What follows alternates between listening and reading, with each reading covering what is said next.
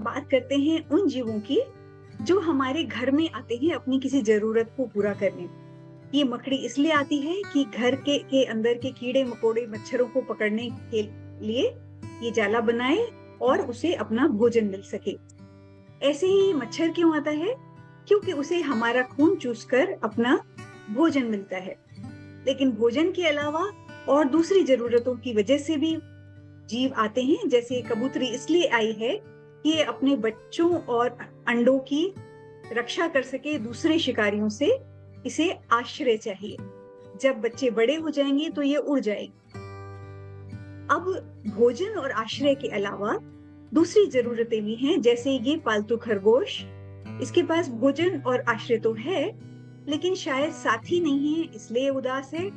ये चिड़िया शायद इसलिए उदास है कि इसे आजादी से उड़कर अपनी पसंद की जगहों पर जाने की स्वतंत्रता नहीं है। ये कबूतरों का जोड़ा बच्चे पैदा करने के लिए अपना जोड़ा बना रहा है।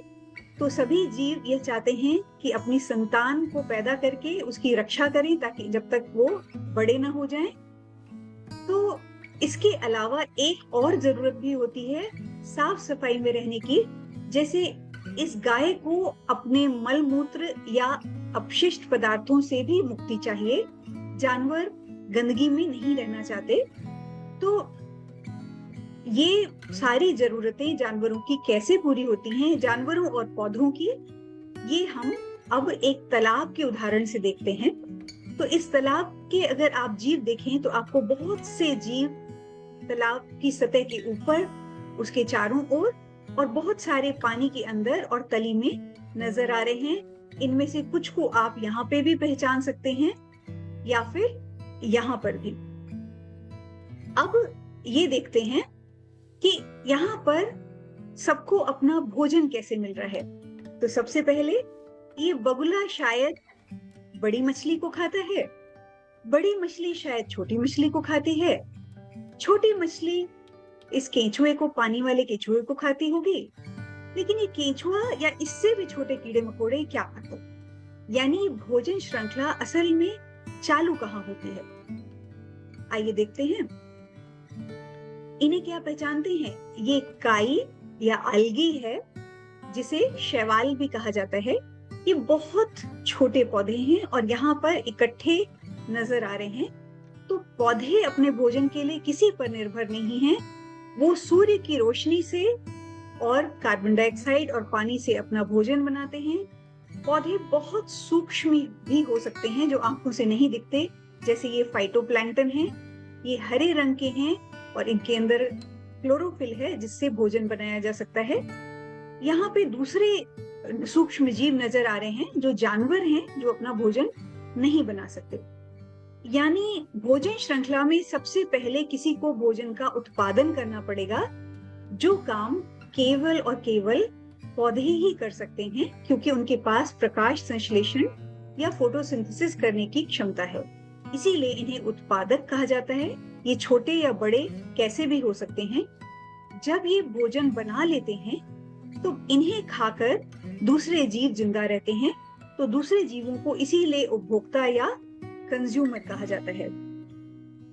फिर भोजन श्रृंखला में देखें तो पहले पौधे हैं, पौधों को खाया, टिड्डे ने टिड्डे को खाया, मेंढक ने मेंढक को खाया, चिड़िया ने। इस तरह ये एक भोजन श्रृंखला या कड़ी बनी है। ऐसी ही ढेरों भोजन श्रृंखलाएं हो सकती हैं। यहाँ पर ही हमें इस तरह की एक और ये फूड चेन्स नजर आ रही हैं। और ऐसी ढेरों फूड चेन्स मिलाकर बनता है भोजन जाल, जिस भोजन जाल के जरिए सारे जीवित प्राणी एक दूसरे पर निर्भर हैं। तो इनमें किस स्तर पर कोई जीव है उस हिसाब से इन्हें पोषी स्तर कहा जाता है। जैसे प्रथम पोषी स्तर उत्पादकों या घास का ही होता है, दूसरा पोषी स्तर शाकाहारियों का होता है जैसे टिड्डा, तीसरा पोषी स्तर मांसाहारी का होता है जैसे मेंढक, और चौथा या इसके ऊपर के पोषी स्तर सांप या उससे भी ऊपर के जीव हो सकते हैं। इन सबको पोषी स्तर या ट्रॉफिक लेवल्स कहा जाता है।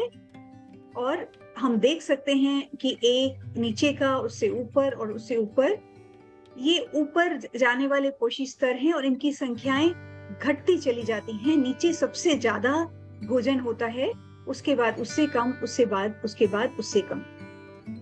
तो ये तो रही भोजन की बात, लेकिन केवल भोजन से ही जीवन नहीं चलता, जीवन को बहुत कुछ चाहिए।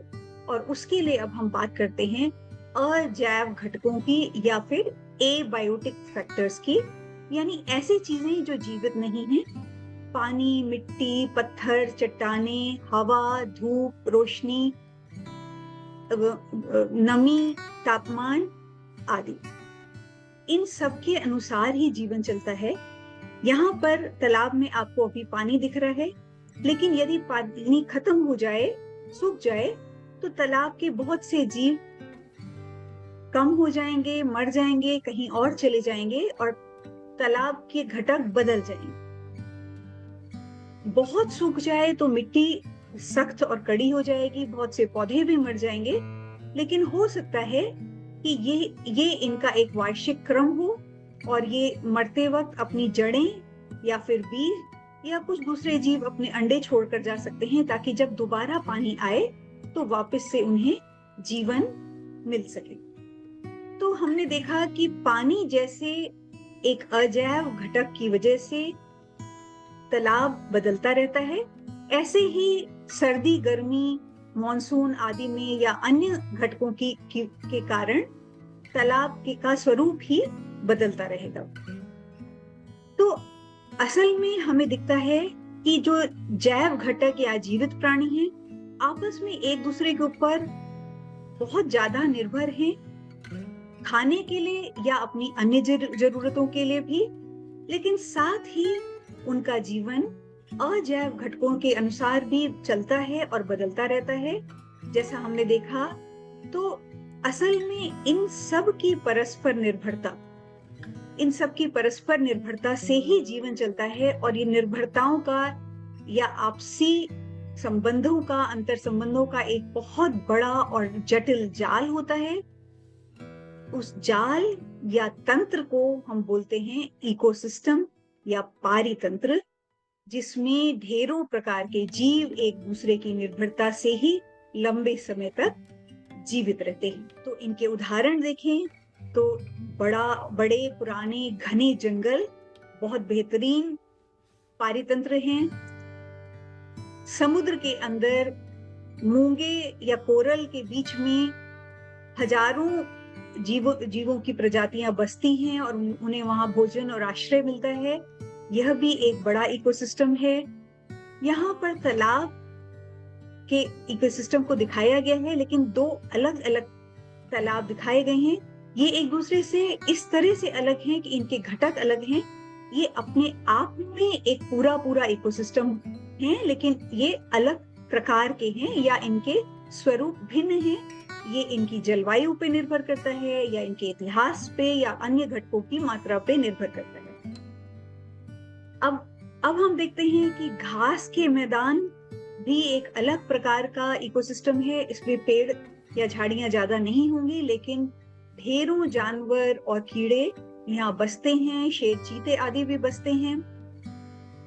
एक और बड़ा रोचक पारितंत्र है मनुष्य की आंतें या जानवरों की आंतें, जिनके अंदर बहुत तरह के बैक्टीरिया जीवित रहते हैं और पाचन में और हमें स्वस्थ रहने में मदद करते हैं। तो अभी हमने ये पारितंत्र के कुछ महत्वपूर्ण अंग समझे और उनके उदाहरण देखे, लेकिन इसके अन्य दूसरे गुणों को देखने के लिए या अंतर संबंधों को देखने के लिए हम अगला वीडियो देखेंगे।